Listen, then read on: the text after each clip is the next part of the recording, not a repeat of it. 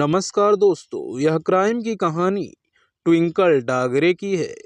नमस्कार दोस्तों, यदि आप इस चैनल पर नए हो तो इसको सब्सक्राइब कर लीजिए, क्योंकि इस चैनल पर क्राइम से जुड़ी सच्ची घटनाएं हम लाते रहते हैं, जिससे आप जागरूक रह सके, सचेत रह सके और ऐसी घटनाओं से रूबरू होते रह सकें।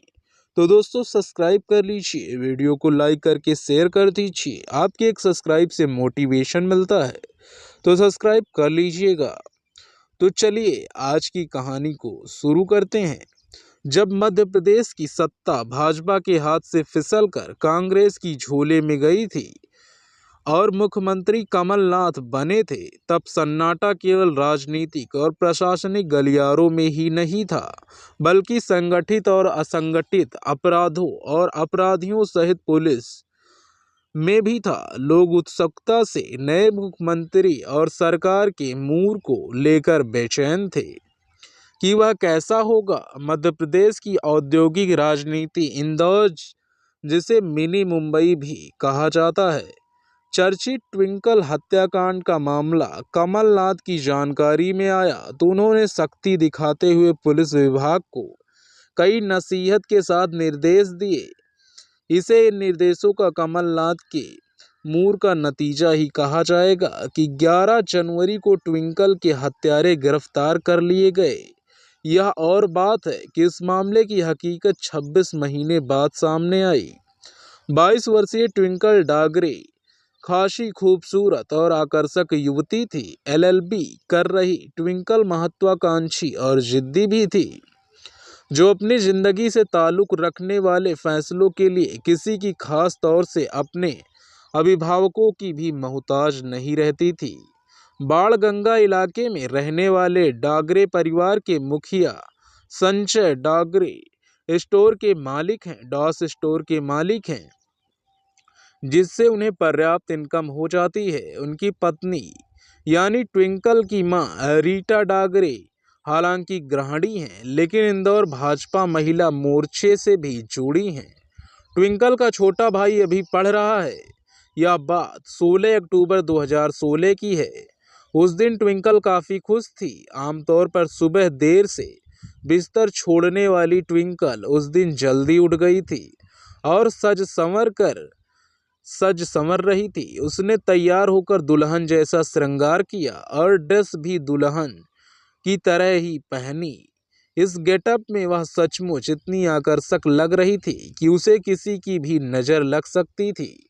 दूसरे दिन करवा चौथ का त्यौहार था, जिसकी इंदौर में भी खासी चहल पहल थी। ट्विंकल की शादी अभी नहीं हुई थी और हुई भी थी तो उसकी जानकारी किसी को नहीं थी। करवा चौथ का व्रत आजकल अविवाहित युवतियां भी रखने लगी हैं, जो उस फैशन भर है, लेकिन ट्विंकल ने 16 श्रृंगार किया खास मकसद से किए थे।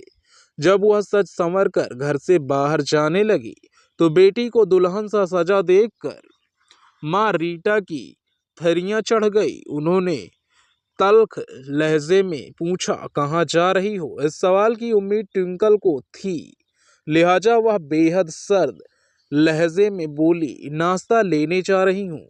रीता अब तक झल्ला चुकी थी और काफ़ी कुछ उसकी समझ में भी आ चुका था, इसीलिए वह बेटी को समझाने की गर्ज से बोली, नाश्ता लेने जा रही हो? वह भी दुल्हन बनकर। माँ के तेवर देख ट्विंकल को भी समझ में आ गया था कि वह ऐसे मानने वाली नहीं है। वह मुस्कुराकर बोली, अरे कल करवा चौथ है, सो उस बदनावर वाले से मिलने जा रही हूँ। बदनावर इंदौर के 100 किलोमीटर दूर बसा एक छोटा सा गांव है। वहाँ रहने वाले एक युवक अमित सेठ ट्विंकल की शादी तय हो चुकी थी, जो 4 महीने बाद फरवरी में होनी थी।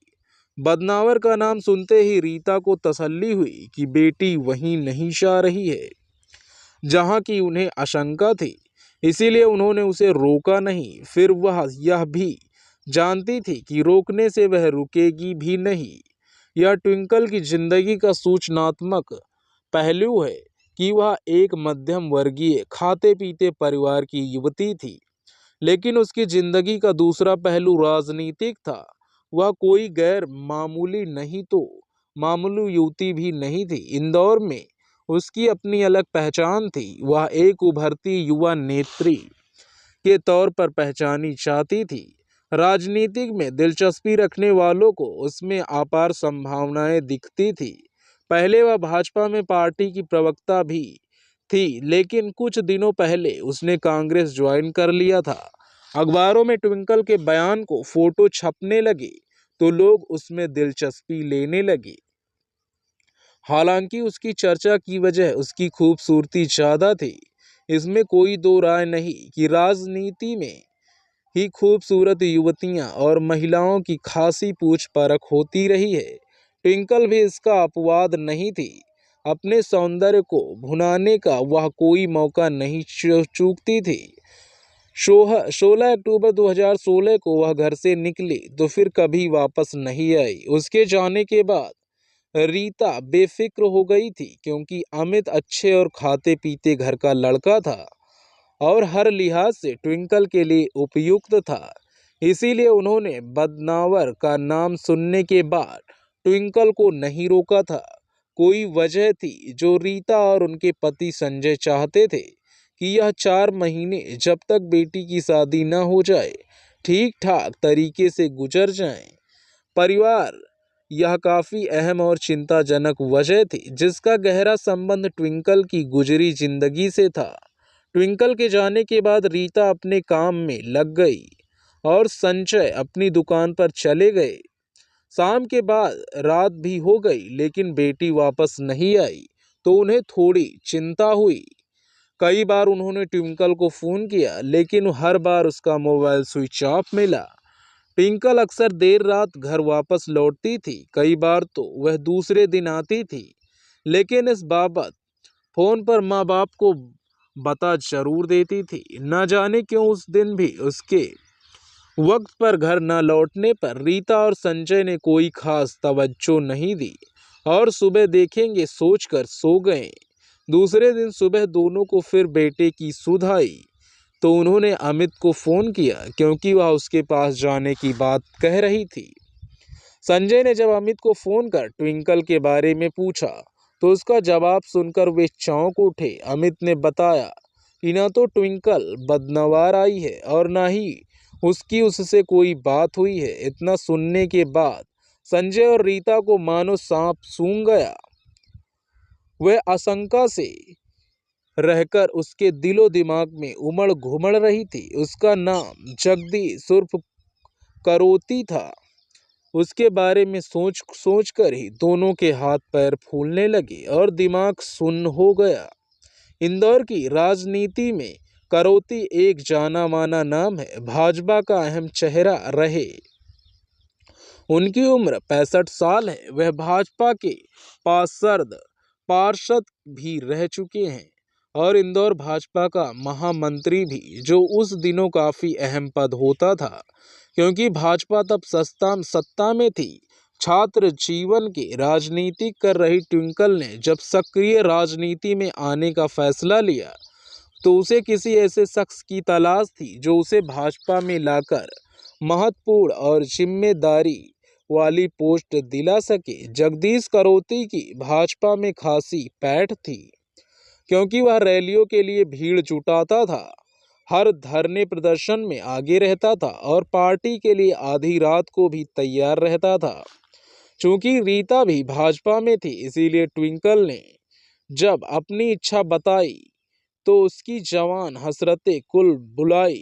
बहुत जल्द ट्विंकल और उसकी मुलाकातें बढ़ने लगी और उसे सियासत का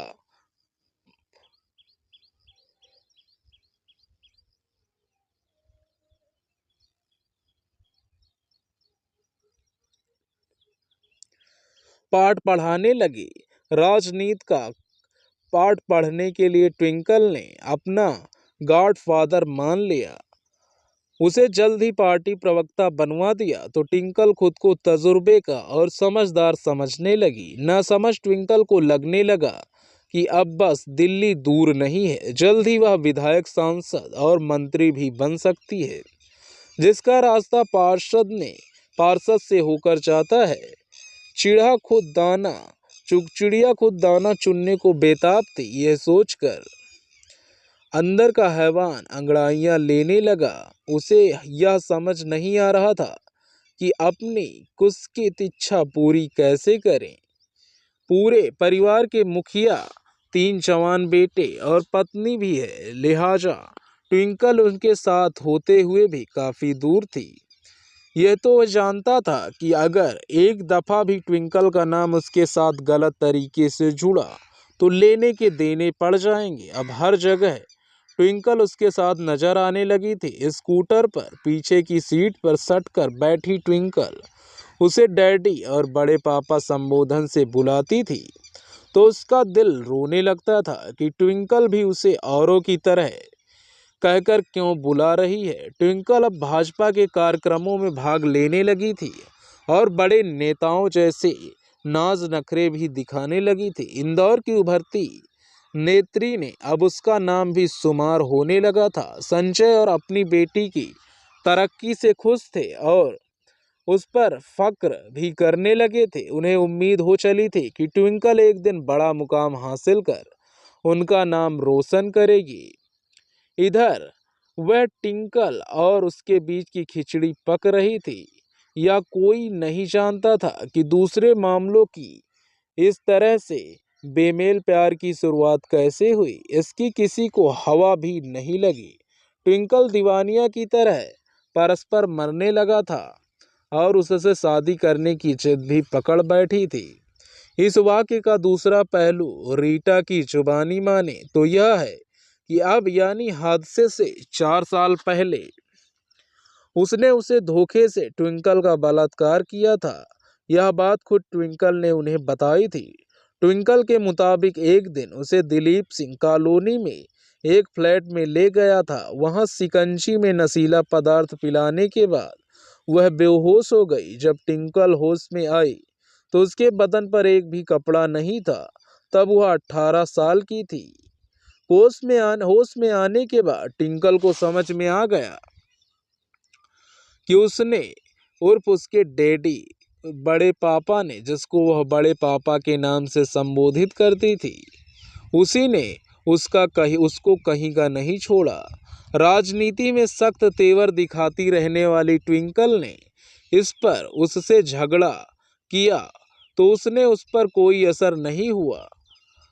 जो सामाजिक मनोविज्ञान का उससे बड़ा ज्ञाता था तो उसको पता चलता है कि अव्वल तो नहीं मुंह न दिखा पाने वाली ट्विंकल अपने बलात्कार का कहीं खास तौर से घर पर जिक्र नहीं करेगी और खुदा न खास्ता कर भी देगी तो इज्जत के चलते संजय और रीता रिपोर्ट दर्ज नहीं कराएंगे। तो उसने अंदाजा सटीक निकला।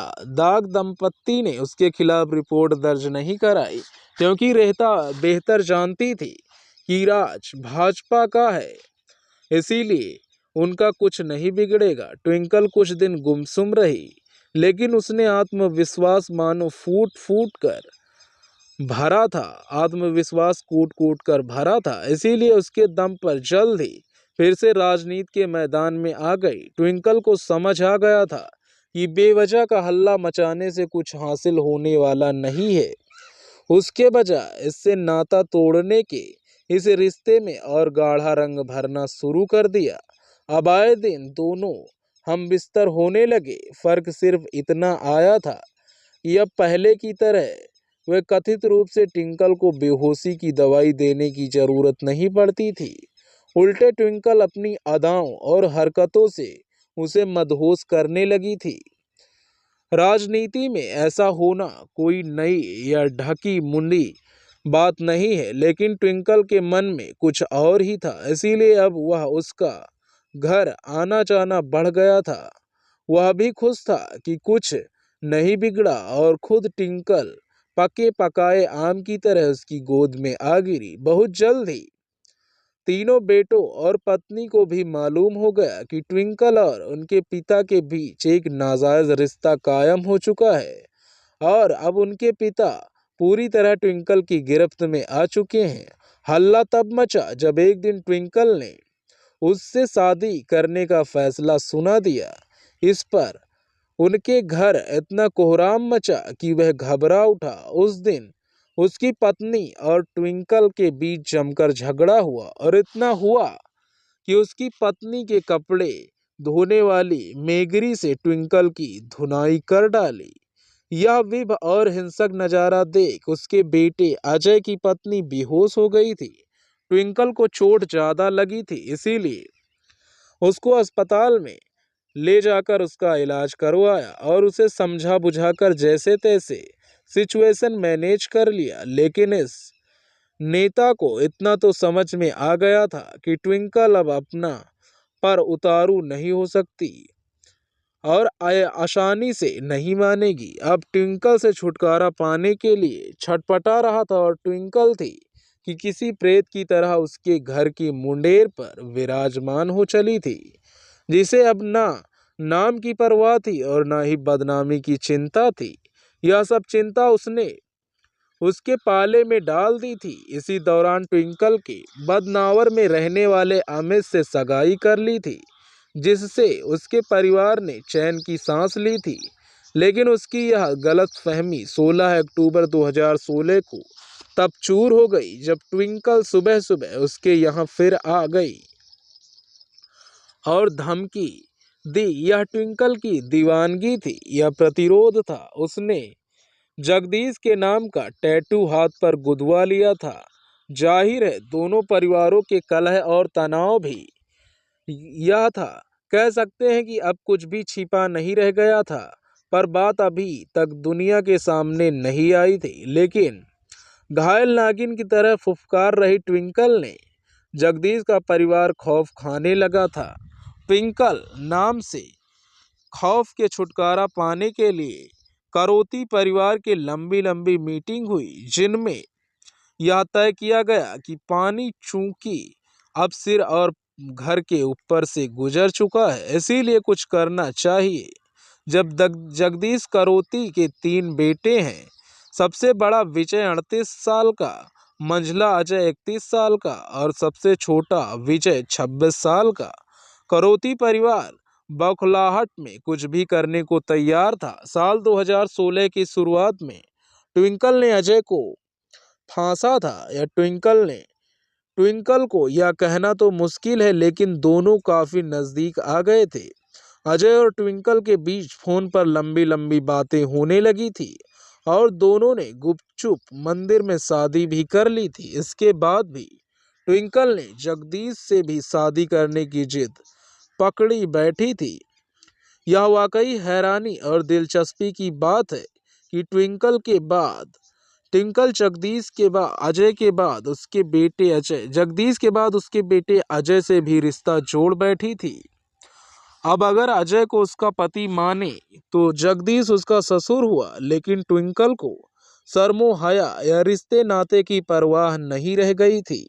वह तो किसी भी कीमत पर जगदीश से बदला लेना चाहती थी और उस परिवार में उसकी वजह से पसर की कला में उसे जो खुशी मिलती थी, शायद ही वह उसे शब्दों में बयां कर पाती। ट्विंकल से छुटकारा पाने और बात से बचने की साजिश रच रहे करोती परिवार के मंझले बेटे अजय ने ट्विंकल को इस हद तक शीशे में उतार लिया था कि उसने एक बार अजय को मैसेज किया था कि वह अपने माँ बाप से तंग आ चुकी है और इस दुनिया से जा रही है। जाहिर था कला डोगरे परिवार में भी पसरी हुई थी, इसीलिए हालत ऐसी थी कि हर कोई अपनी इज्जत देख रहा था। ट्विंकल पर किसी का जोर नहीं चल रहा था।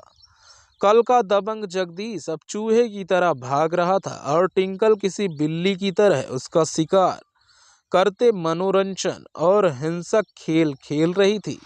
तीनों बेटों और जगदीश ने आखिरी फैसला कर लिया कि अब ट्विंकल से छुटकारा पाने का इकलौता उपाय उसे हमेशा के लिए सुला देना है। इसके बाद उन्होंने अजय देवगन अभिनीत दृश्यम फिल्म कई बार देखी, जिसमें ट्विंकल का कत्ल आसानी से किया जा सके। कैसे हुई ट्विंकल की हत्या और किस नाटकीय तरीके से यह लोग पकड़े गए, यह जानने से पहले वापस 16 अक्टूबर 2016 की तरफ रुख करना जरूरी है, जब 17 अक्टूबर को भी ट्विंकल वापस नहीं लौटी और अमित ने भी साफ कह दिया कि ट्विंकल ने उससे कोई संपर्क नहीं किया था और संजय और रीता समझ गए कि वह जगदीश के यहाँ गई होगी, जिसके बेटे अजय ने आने पर उसने ही खिलाफ एक बार रिपोर्ट दर्ज करा चुकी थी। बेटी की चिंता में गुजरे कल की बातें भूलकर 18 अक्टूबर 2016 को दोनों ने बाण गंगा थाने जाकर ट्विंकल के गुमशुदगी की रिपोर्ट दर्ज कराई। दोनों ने जगदीश और उनके बेटों अजय व विजय पर ट्विंकल के अपहरण का शक जाहिर किया, लेकिन उम्मीद के मुताबिक पुलिस वालों ने जगदीश के रसूख का लिहाज किया और सिर्फ गुमशुदगी की रिपोर्ट दर्ज कर डोगरे दंपत्ति को चलना कर दिया, विदा कर दिया। जब पुलिस ने जगदीश और उनके बेटों के खिलाफ कोई कार्रवाई नहीं की तो संजय और रीता को लगने लगा कि उनकी बेटी जरूर किसी अनहोनी का शिकार हो गई है। पुलिस वालों ने मामले को दबाने की कोशिश की, लेकिन एक कांग्रेसी नेत्री के गायब होने की खबर पर न केवल इंदौर बल्कि पूरे मध्य प्रदेश की राजनीति गरमाने लगी। तो दिखावे के लिए जगदीश को थाने बुलाकर पूछताछ की गई। जगदीश ने ट्विंकल के बारे में अनभिज्ञता जाहिर करते हुए कहा कि वह तो उसकी बेटी जैसी है, जिसे उसने ही राजनीति में अंगुली पकड़कर चलना सिखाया है, तो वह क्यों उसका अपहरण करेगा, जबकि गायब होने से पहले ट्विंकल हर समय उसके साथ रहती थी। पुलिस ने अपना काम कर दिया, लेकिन कांग्रेसी जब तक इस मुद्दे को उछाल रहे तब तक पुलिस ने एसआईटी का गठन कर डाला, लेकिन वह भी कछुए की चाल से काम करती रही। इसी तरह के हो हल्ले में 28 महीने गुजर गए, लेकिन ट्विंकल की गुमशुदगी की गुत्थी नहीं सुलझ रही थी। पुलिस का शक ट्विंकल के मंगेतर अमित पर भी गया था और रीता और संजय पर भी, क्योंकि ट्विंकल ने एक बार उनके खिलाफ रिपोर्ट लिखवाई थी। नवंबर-दिसंबर 2018 में विधानसभा चुनाव के दौरान भी कांग्रेसियों ने ट्विंकल की गुमशुदगी का मामला उठाते हुए जगदीश पर निशाना साधा, पर पुलिस जगदीश को बचाने की कोशिश में लगी रही। मुख्यमंत्री की कुर्सी संभालते ही जब मामला कमलनाथ की जानकारी में यह मामला आया तो उन्होंने पुलिस विभाग को निर्देश दिए कि ट्विंकल वाले मामले में जल्दी ठोस कार्रवाई की जाए, और समझदार पुलिस वाले समझ गए अब उन्हें क्या करना है, और उन्होंने कमलनाथ की मंशा के मुताबिक ट्विंकल के हत्यारों को पकड़ भी लिया, जिसने 11 जनवरी को सूबे की रियासत कड़कड़ाती सर्दी में गर्मा उठी थी। डीआईजी हरिनारायण चारी मिश्रा ने 11 जनवरी को एक पत्रकार वार्ता में खुलासा किया कि ट्विंकल डागरे के हत्यारे पकड़ लिए गए हैं, जिनके नाम जगदीश करोती उर्फ उनके बेटे अजय विजय और विनय के अलावा पांचवा आरोपी नीलेश कश्यप उर्फ नीलू है। पुलिसिया पूछताछ में अजय ने स्वीकार कर लिया कि उसके पिता और ट्विंकल के नाजायज ताल्लुकात थे और ट्विंकल उसके पिता के साथ रहने की जिद पकड़े हुई थी। अजय के मुताबिक इस बात को लेकर घर के कला होने लगी थी और पिता का पॉलिटिकल कैरियर भी प्रभावित हो रहा था। इन सभी ने ट्विंकल को हमेशा के लिए रास्ते से हटा देने की योजना बनाई। योजना के मुताबिक 16 अक्टूबर 2016 की सुबह ट्विंकल को घर बुलाया गया। घर में अजय उसे MR10 स्थिति नीलेश के खेत पर ले गया। यहाँ ट्विंकल को समझाने की कोशिश की। इस पर ट्विंकल ने बगैर घबराए जगदीश को मुंहतोड़ जवाब कर दिया। इस बात पहले कोई नहीं सोची थी। इस पर गुस्साए जगदीश ने एक जोरदार थप्पड़ ट्विंकल के गाल पर जड़ दिया। इसके तुरंत बाद ही अजय ने रस्सी से उसका गला घोंट दिया। कुछ देर छटपटाने के बाद ट्विंकल हमेशा के लिए शांत हो गई। इन हत्यारों का इरादा ट्विंकल की लाश को वहीं दफन करने का था, लेकिन नीलेश डर गया और उसने अपने खेत में लाश दफनाने से मना कर दिया। इसके बाद तीनों बाप बेटे ट्विंकल की लाश को कपड़े में लपेटकर कार की डिग्गी में डालकर अपने घर ले गए। अगले दिन तड़के सभी ट्विंकल की लाश को अवंतिका नहर स्थित एक अगरबत्ती के कारखाने के पास खाली प्लांट पर ले गए। यहाँ नगर निगम के कर्मचारी से कहा कि इस पार्षद का कुत्ता मर गया है, इसे दफनाना है, इसीलिए गड्ढा खोदो। चूंकि जगदीश खुद पार्षद रह चुका था, इसीलिए उसकी नगर निगम में अच्छी जान पहचान और दबदबा था। कर्मचारियों ने उसके कहने पर गड्ढा खोद दिया। इन लोगों ने ट्विंकल की लाश इस गड्ढे में दफना दी और ऊपर से घास फूस और कचरा डालकर उसे जला दिया। फिर 2 दिन बाद इन्होंने ट्विंकल की हड्डियां नाले में बहा दी, कहीं कोई कमी न रह जाए, इसीलिए दृश्यम फिल्म की ही तरह है। इस पर ट्विंकल का मोबाइल बदनावर में ले जाकर फेंक दिया, जहां उसकी आखिरी लोकेशन मिली थी। जब पुलिस सूखी मिट्टी से सबूत ढूंढ रही थी, ट्विंकल का ब्रेसलेट और बिछुए जब्त कर लिए गए। इस मामले में 200 से लगभग लोगों ने पूछताछ की गई। अब पुलिस लाख बार अपनी पीठ थपथपाती रहे, लेकिन पुलिस महकमे में पसरा भ्रष्टाचार है, इस मामले में उजागर हुआ। अगर पुलिस वालों ने यही फुर्ती 18 अक्टूबर 2016 को दिखाई होती तो लगता कि पुलिस वक्त पर भी कार्रवाई करती है। रीता अब मान रही है कि उन्होंने ट्विंकल के दुष्कर्म की रिपोर्ट न लिखाकर गलती की थी। इस गलती की सजा ट्विंकल ने तो मरकर भुगती और अब वे भी भुगत रही हैं। तो दोस्तों, इस कहानी का उद्देश्य किसी को परेशान करना, किसी का दिल दुखाना नहीं है, बल्कि आपको जागरूक करना, आपको सचेत करना है। अगर आपने अभी तक हमारे चैनल क्राइम कहानी को सब्सक्राइब नहीं किया है तो कृपया सब्सक्राइब कर लीजिए, क्योंकि आपके एक सब्सक्राइब से हमें मोटिवेशन मिलता है। तो दोस्तों, इसी के साथ धन्यवाद। मिलते हैं अगली कहानी में।